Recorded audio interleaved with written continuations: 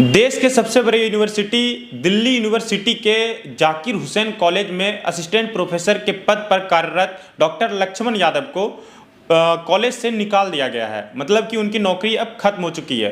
हिंदी के बहुत ही बड़े प्रोफेसर थे डॉक्टर लक्ष्मण यादव, जो बहुजनों के लिए हमेशा से आवाज़ उठाते रहे हैं। आज उनको कॉलेज से निकालने जाने के बाद पूरा देश का जो बहुजन है वो एकजुट होकर उनको सराखों पर बिठाकर उनको जगह जगह उनको देश के अलग अलग राज्यों में बहुजन समाज के लोग बुला रहे हैं और उनके बात को सुन रहे हैं। और आज बहुजन एकजुट हो चुका है। जो बहुजनों के लिए जो वो लगातार आवाज़ उठाते रहे हैं लोग बहुजन, आज उसका ये असर पड़ा कि बहुजन आज एकजुट हो चुके हैं। इसी क्रम में भागलपुर जिला के राजनीतिक विश्लेषक अमरनाथ सर हमारे साथ मौजूद हैं।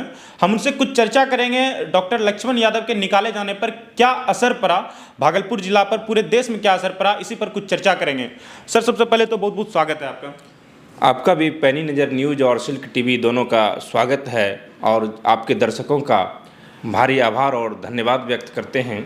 सर पूरे देश में आज जो बहुजनों की स्थिति है, डॉक्टर लक्ष्मण यादव को जो कॉलेज से निकाला गया उसके बाद जो लगातार जो देश का जो बहुजन है वो एकजुट होकर उनको जगह जगह बुला रहे हैं, लोग उनका सम्मान कर रहे हैं और अलग अलग यूनिवर्सिटी अलग अलग कॉलेजों से उनको बुलावा भी आ रहा है कि आप हमारे कॉलेज में आइए। इसका सर देश पर क्या असर पड़ा अभी?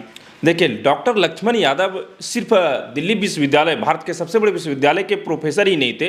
भारत के 90% जो आबादी बहुजन है, जो मूल निवासी है, उनका एक मुखर आवाज़ और मुखर वक्ता थे और उनके हक और अधिकारों की लड़ाई लड़ते थे, उनकी आंख खोलते थे।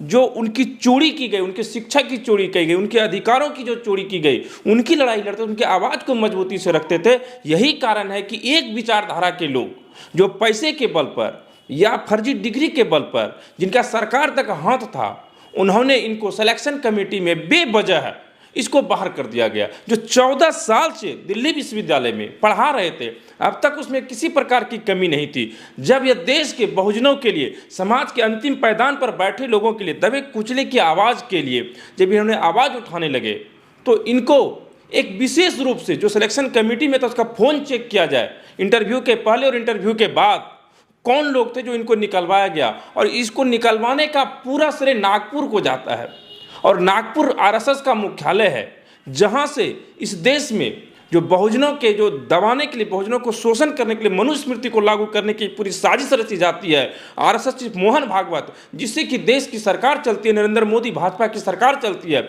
उनके इशारे पर दिल्ली विश्वविद्यालय के सबसे बड़े प्रोफेसर, विद्वान प्रोफेसर, जिनको सिर्फ भारत ही नहीं पूरे दुनिया के बहुजन देख रहे हैं, उनको निकालने का काम किया। इसका असर पूरे देश के गांव-गांव के बच्चे के जुबान पर पहुंच रहा है कि डॉक्टर लक्ष्मण यादव वो यादव नहीं है, वो बहुजन समाज के एक मुखर वक्ता, बहुजन विचारक, बहुजन चिंतक है और बहुजनों की आवाज़ है। और यही कारण है कि पूरे देश में डॉक्टर लक्ष्मण यादव को सर आंख पर बैठा के रखा है, कांधे पे लेके घूम रहा है। अभी आप देखे होंगे कि पटना विश्वविद्यालय में उसको बुलाया गया, ठीक है, बड़े बड़े यूनिवर्सिटियों में बुलाया जा रहा है, प्रखंडों में 500 से ज़्यादा उनके समर्थन में रैलियां निकाली गई पूरे देश में। इतनी लोगों में जागरूकता और रात दिन लोग एकत्र हो रहे हैं। और डॉक्टर लक्ष्मण यादव युवा हैं और चाहिए इस समय कि उसको ऐसे लोगों को संसद में रहना चाहिए। और यही नहीं, हम बता दें कि 100 दिन से ज़्यादा हो गया डॉक्टर रितु सिंह, जिसको कि सविता राय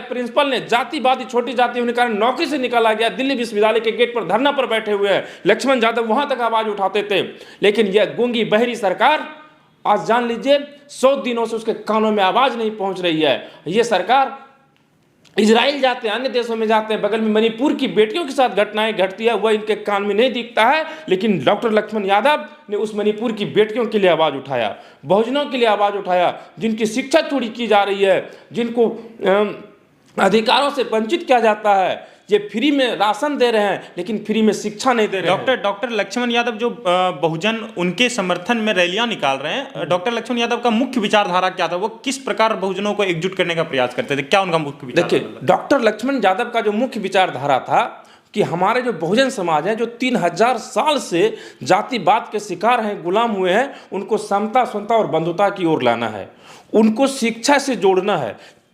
किसी का विकास तभी संभव है जब उसके हाथ में कलम हो, ये उनकी सोच थी। उनका ये कहना था कि चप्पल नहीं जुटे कोई बात नहीं है, आपके बच्चों के हाथ में किताब होनी चाहिए। यही चीज़ मनुवादियों को और नागपुर वालों को और भाजपा वालों को ये नहीं समझ में आया कि अरे ये डॉक्टर लक्ष्मण यादव तो अपने समाज के लोगों को जगा देगा, फिर केंद्र की सत्ता पर चला आएगा। यही डॉक्टर लक्ष्मण यादव इन्होंने कहा, सवाल किया था कि आज़ादी के 76 साल में सुप्रीम कोर्ट में 250 लोगों का ही क्यों बहाली नौकरी जज हो बनता है, आम कंपटीशन पर आम लोगों को काहे नहीं बहाली किया जाता है कॉलेजियम सिस्टम के माध्यम से। यही सब चीज़ जो है नागपुर वालों को, ये सरकार को नहीं लगा। यही कारण है कि डॉक्टर लक्ष्मण यादव को बेवजह सिलेक्शन कमेटी में बुला करके उसको नौकरी से निकाला गया। देश में 22 जनवरी को डॉक्टर लक्ष्मण यादव का कुछ दिन पहले एक वीडियो पोस्ट हुआ, कल मतलब कि एक वीडियो पोस्ट हुआ, जिसमें साफ तौर पे उसने जो राम मंदिर, अयोध्या में राम मंदिर बन रहा है, उनका प्राण प्रतिष्ठा का जो आयोजन 22 जनवरी को किया गया है,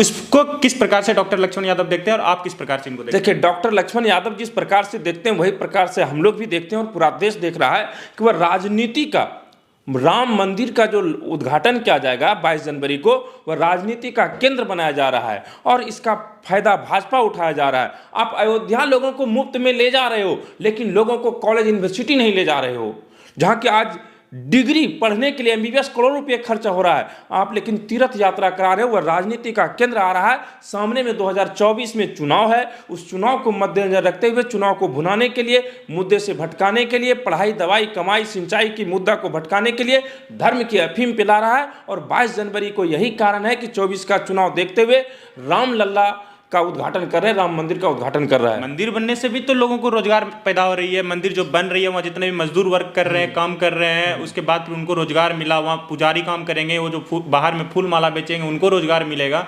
आखिर एक प्रकार से तो रोजगार भी तो लोगों को मिलेगा। दुर्भाग्य है ऐसे रोजगार पर जहाँ की पुजारी परमानेंट हो और यहाँ के सैनिक जो सीमा पर लड़ेंगे वह 4 साल के लिए हो, और जो बहुजन समाज है यह कमा करके वहाँ जाके लुटाएगा और वहाँ बैठे पुजारी जिसका कि वर्षों से 100% रिजर्वेशन है, वह बैठे बैठे कमाएगा और बड़का तोंद लगाएगा। ये दुर्भाग्य है ऐसे मंदिर पर। मंदिर से कितने लोगों को रोजगार मिलेगा? सिर्फ और सिर्फ वहाँ पंडित और ब्राह्मणों को रोजगार मिलेगा, लेकिन आम आवाम जो वहाँ दर्शन करने जाएंगे उसको जो है वहाँ पर रोजगार नहीं मिलेगा। वह अपनी गाड़ी कमाई वहाँ लुटाएगा। आप जान लीजिए, इसका सबसे बड़ा जो है राम मंदिर के लिए लड़ाई अगर किसी ने लड़ा था तो कल्याण सिंह लड़े थे, विनय कटियार लड़े थे, उमा भारती लड़ी थी। ये सब बैकवर्ड समाज से, पिछड़े समाज से आते थे, लेकिन एक भी राम मंदिर के ट्रस्ट में एक भी पिछड़े समाज को सदस्य तक नहीं बनाया गया है। घी के दूध से मक्खी की तरह उखाड़ कर फेंक दिया गया है। ऐसा ही राम मंदिर चाहते हैं आप, जिस राम मंदिर में जो घंटा बजाएगा तो अंधविश्वासी पैदा होगा, जबकि इन लोगों को वहाँ कॉलेज यूनिवर्सिटी अगर बनता तो हमारे समाज के अंतिम पैदान पर बैठे लोगों के कितने लोग IAS IPS बनते, वैज्ञानिक बनते, इंटेलेक्चुअल बनते। लेकिन ये धर्म की चाशनी बनाकर ये लोग चाहता है कि बहुजन समाज धर्म में उलझे रहे और संविधान पढ़ करके कोर्ट में बैठ करके वह कोर्ट का घंटा बजाएगा और बहुजन समाज मंदिर का घंटा बजाएगा। ये जो है बहुजनों को सीधा सीधा धर्म का अफीम चटा करके अनपढ़ गंवार बनाने की सबसे बड़ी साजिश है। डॉक्टर लक्ष्मण यादव जो लगातार कहते रहते हैं कि जो अभी की जो सरकार है संविधान विरोधी सरकार है, वो क्यों कहते हैं? एकदम बिल्कुल संविधान है। इस सरकार में जब से 10 साल में इनकी सरकार बनी है, आप जान लीजिए संसद भवन के सामने संविधान की प्रति जलाई गई। जो देशद्रोह का मुकदमा होना चाहिए उसको कुछ नहीं कहा गया।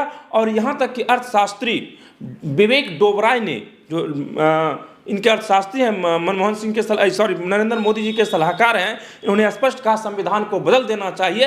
ये तो क्लियर ये सरकार कह रही है कि संविधान की हत्या। और जान लीजिए, इस चुनाव में अगर यदि ये बहुजन समाज 90% लोग नहीं संभला तो 2024 के बाद चुनाव नहीं होने जा रहा है। संविधान की हत्या होगी, संविधान को पलटा जाएगा, मनुस्मृति लागू किया जाएगा और फिर से ये बहुजन समाज जो कमेरा वर्ग है, हम लोग ये कमेरा वर्ग को फिर से जो काम करता है, यादव गाय चराए, कोई सब्जी उपजाए, चमार चमड़ा छीले, यही कहानी करके रखेगा। और वह सारे जो सत्ता पर केंद्रों में बैठ करके वह राज करेगा और अत्याचार करेगा, जैसे पहले क्या करता था। देश के इतिहास में पहले कभी नहीं हुआ था जितना कि इस बार जो नए संसद भवन में इतने सांसदों को सस्पेंड किया गया, निलंबित किया गया। इस पर क्या कहेंगे? देखिए, कलम भी उसका है, किताब उसका है, उसको जो लिखना है लिखे। सरकार में फुल बहुमत में है। एक कहावत भी था कि ओम प्रकाश वाल्मीकि ने लिखा था कि चूल्हा मिट्टी का, मिट्टी तालाब का, तालाब ठाकुर का, हमारा क्या, भूख रोटी की रोटी, बाजरे की बाजरा, खेत का खेत ठाकुर का, फसल ठाकुर का, हल ठाकुर का, बैल ठाकुर का, हल की हथेली पर मूठ अपनी, फसल भी ठाकुर का, पानी भी कुआं भी सब ठाकुर का, हमारा क्या। वही हालात संसद में है। संसद में जो लोग बैठे हैं सारा चीज़ उसका है, तो चाहता है कि विपक्षहीन सरकार हो, तानाशाही की तरह हो, जैसा चाहेगा वैसा काम करेगा, जैसा हिटलर की तरह। इस सरकार जो केंद्र की जो भाजपा नीति सरकार है, यह हिटलर के अनुसार हिटलर की तरह पूरी तरह से देश पर शासन करना चाह रहा है और यह विपक्षहीन सरकार बनना चाहता है। डॉक्टर लक्ष्मण यादव के दिल्ली यूनिवर्सिटी से निकाले जाने के बाद पूरे देश का जो बहुजन है वो एकजुट हो गया है और देश के कोने कोने में जो देहाती इलाके हैं वहाँ के भी बहुजन अब जागरूक हो चुके हैं और लोगों को ये विश्वास हो गया है कि जो डॉक्टर लक्ष्मण यादव हमेशा से आवाज़ उठाते रहे हैं हम बहुजनों के लिए, वो सही था। और जो देश में जो अभी वर्तमान में सरकार चल रही है वो संविधान विरोधी है। देश में इतने सांसदों को पहली बार देश के इतिहास में निलंबित किया गया, इसका क्या वजह रहा? डॉक्टर लक्ष्मण यादव ने राम मंदिर पर भी खुल करके बोला। तो ऐसे में अब देखना यह होगा कि 2024 के चुनाव में बहुजनों का राजनीति पर क्या असर पड़ता है।